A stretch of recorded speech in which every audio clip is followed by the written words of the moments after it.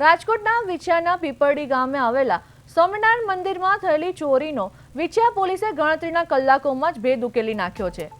ગઈકાલે બપોરના સુમારે મંદિરની 2 દાનપેટીઓના તાળા તોડી અજાણ્યા શખ્સે અંદર રહેલી રોકડ રકમની ચોરી કરી હતી।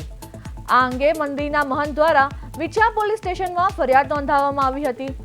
ફરિયાદ મળતા જ વિછિયા પોલીસ સ્ટેશનના ઇન્સ્પેક્ટર ડામોર અને તેમની ટીમે તાત્કાલિક તપાસ શરૂ કરી હતી। પોલીસે મંદિરના સીસીટીવી ફૂટેજની ઝીણવટભરી તપાસ કરતા ચોરી કરનાર ઈસમ ગામનો જ હોવાનું બહાર આવ્યું હતું। પોલીસે પીપરડી ગામના જ રહેવાસી સુરેશ વાલજી પરમારની અટકાયત કરી પૂછપરછ કરતા તેણે ચોરીની કબૂલાત કરી હતી। પોલીસે આરોપી પાસેથી ચોરી કરેલી ₹7,500ની રકમ પણ કબજે કરી છે। પોલીસે આરોપીની ધરપકડ કરીને કાયદેસરની કાર્યવાહી હાથ ધરી છે।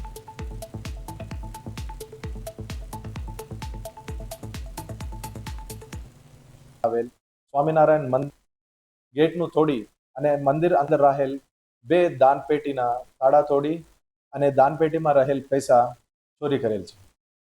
ऐसा माहिती मिलने पर विछिया पुलिस ने त्वरित ह्यूमन और टेक्निकल रिसोर्सेस को इस्तेमाल करते हुए आरोपी मुद्दामाल पकड़ा है। सुरेश भाई वालजी भाई परमार रहवासी पीपरडी आरोपी का ऊपर विछिया पुलिस स्टेशन में दाखिल किया है और आगे का तपास अभी